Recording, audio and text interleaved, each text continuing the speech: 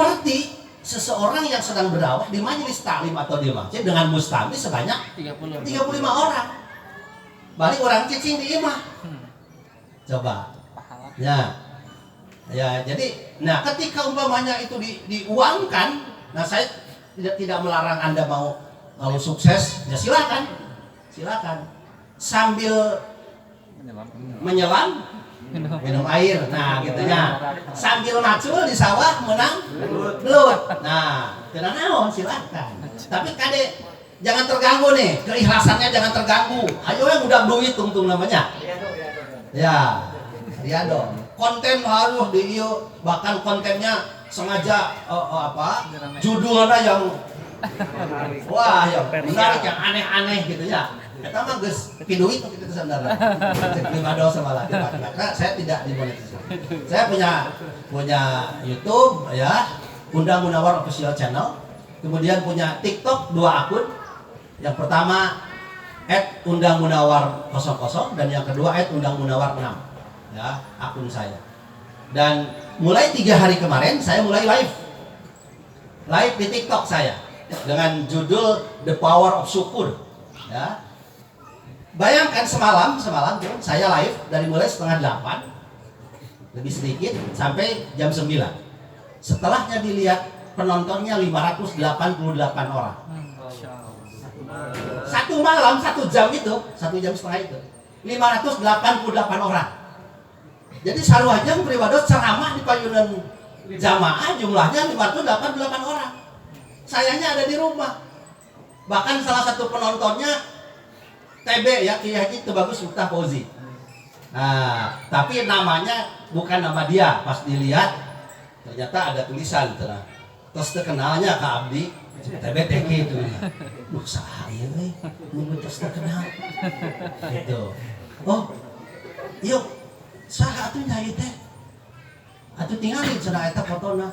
Ya pokok gaptek keneh saya kan baru 3 hari live. Live teh siaran langsung. Ya, saya yang hafal ya. Live siaran langsung dan itu paling praktis. Ayeuna nuju musim. Ya. Nuju musim. Nanti cara-caranya nanti ini ada ahlinya. Tapi saya ingin menyampaikan, TikTok itu lebih bersifat kehiburan. Jadi ayeuna berseliweran di TikTok, masya Allah, gunana sama sekali banyak. Bahkan ayeuna pamer orat naon segala rupa. Ibu-ibu nuker masak, ibu-ibu nuker tadi. Pokoknya bagus segala rupa. Namun kita men-scroll TikTok terus, rupa-rupa pisan. Banyak yang tidak bernilai dakwah. Dan TikTok itu punya komunitas aturan tersendiri. Saya ada yang sampai sekarang sampai disematkan itu penontonnya 105.000 orang dalam satu TikTok saya. Tapi karena menyebut nama orang, menyebut nama Yusril dan menyebut nama Hotman Paris, ada peringatan di TikTok tuh, ada peringatan. Belum dilihat peringatan. Dibaca, paham, saya paham. Nah, akhirnya tulisan peringatan itu menjadi tidak ada lagi. Tapi ada TikTok saya yang dihapus oleh TikTok. Ya, dihapus.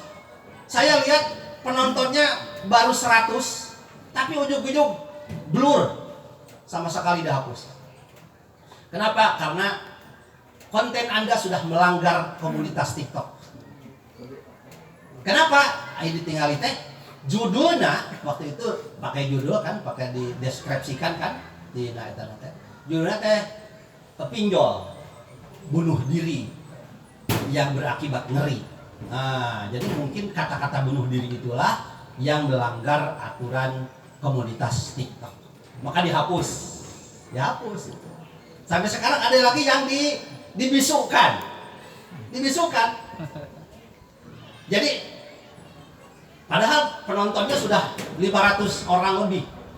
Tapi sekarang dibisukan karena diantaranya adalah terkait dengan saya mengutip gitu tulisan orang lain. Jadi lamun rek ngutip kudu disebut kata bahwa ini dikutip dari anu.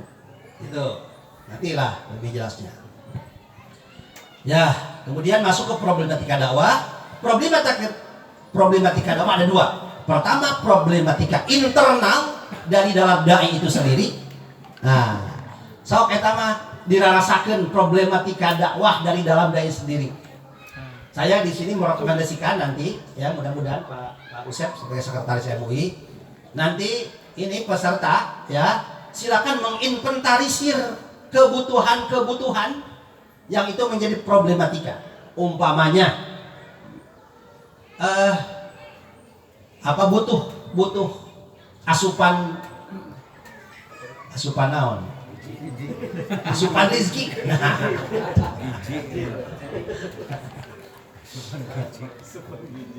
Ongkoh ditika dakwah dina HP tapi jangan beli kuotana.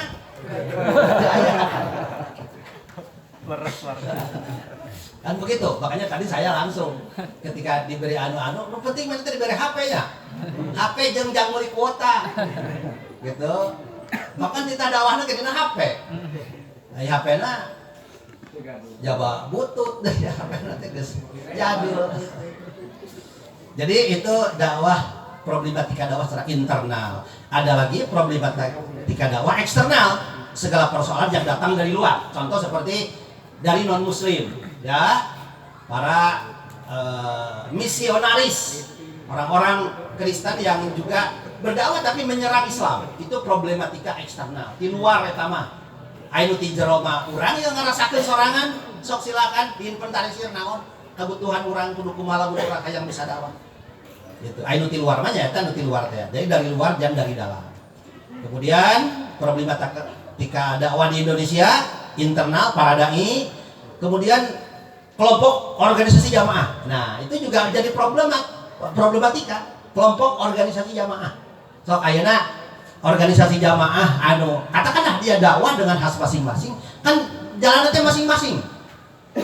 Bahkan seperti bersaing dalam haibahnya gitu kan. Kelompok anu mah disebutan lah nya. Nah, memang banyak anu gitu. Problematika antara dai dengan jamaah itu sendiri atau dengan organisasi yang satu dengan organisasi yang lain. Persaingan, ya, persaingan. Nah, itu problem sebetulnya. Dalam bisa mah dengan beda sasaran, dengan beda cara, ada komunikasi yang erat. Ternyata rata-rata justru mereka masing-masing saja komunikasi. Sok iya garapan dakwah teh urang kieu sok anjeun mah kieu carana, anjeun mah kieu cara mun bisa mah kitu. Karena itu ketika tidak bersatu antara kelompok-kelompok organisasi dakwah, itu merupakan problematika dakwah dari dalam. Kemudian internal umat Islam dalam lingkup Ahlussunnah wal Jamaah, ini juga sekarang sedang rame tentang Ba'alawi. Ya, coba, masya Allah. Saya melihat Gusti, aku merikir gitu, tuh, itunya sampai urusan fisik gitu, sampai ke urusan fisik, nyaritakeun katurunan, sampai urusan fisik.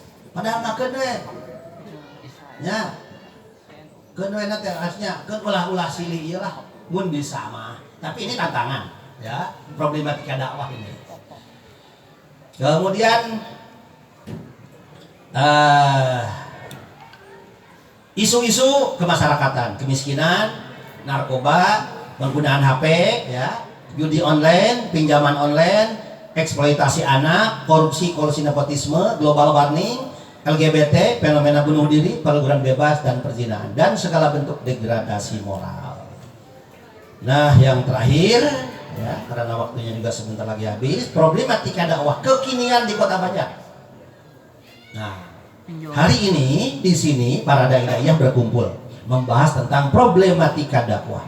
Karena kita adalah para dai-dai yang berkumpul di sini adalah orang Banjar yang lebih bertanggung jawab kepada pelaksanaan dakwah Islam di Kota Banjar bagi masyarakat Kota Banjar. Maka setelah saya menguraikan tentang ilmu dakwah dan segala hal yang berkaitan dengan instrumen dakwah Islam, mari kita brainstorming. Nah, jadi saya ingin problematika dakwah di Kota Banjar paling tidak di daerah antum sendiri. Ya, kedua ruang lingkup ngankur sa RT oge urang atau ngankur sa masjid urang. Brainstorming, ya. Kita coba inventarisir, mengidentifikasi masalah atau problematika dakwah di Kota Banjar. Jadi peserta pelatihan kader dakwah dipersilakan menginventarisir problematika dakwah apa saja yang dirasakan oleh para dai-daiyah di Kota Banjar. Paling tidak di daerah antum sendiri. Ya. Nanti ini rekomendasi ke Pak Ketua MUI. Ketua MUI nanti harus mempunyai peta dakwah di Kota Banjar. Ya, Kang Oma ya. Harusnya begitu. Jadi MUI itu harus punya peta lengkap nih. Masalah di desa anu. Kira-kira jumlah dai di desa eta aya sabar urang. Cukup tuh. Kan ini bisa saja penyebarannya kan kita tidak matching dengan kondisi di lapangan. Aya nu loba teuing jelemana saeutik daina. Aya nu loba daina umatna saeutik. Nah, nanti kan bisa ada pemerataan begitu dengan permasalahan yang muncul di desa itu. Jadi nanti ya saya menyarankan silahkan tulis tadi problem diri sendirinya naon kebutuhan. Saya ingin nih dakwah dan bisa mengembangkan dakwah ini, tapi saya punya hambatan anu tadi termasuk tadi tidak punya HP, tidak punya kuota, apa belit jeung salah lupa. Nah, gitu ya, silakan. Nah, yang kedua rekomendasi. Nah, ini saya rekomendasikan ya ke MUI. Saya selaku narasumber merekomendasikan kepada MUI Kota Banjar sebagai penyelenggara kegiatan pelatihan kader dakwah. 1. MUI Kota Banjar harus memperhatikan secara serius kondisi para dai dan mengidentifikasi potensi yang harus dikembangkan pada dirinya sendiri atau para dai itu agar para dai-daiyah dapat melaksanakan tugas dan fungsinya dengan baik dalam melakukan aktivitas dakwahnya. Jadi MUI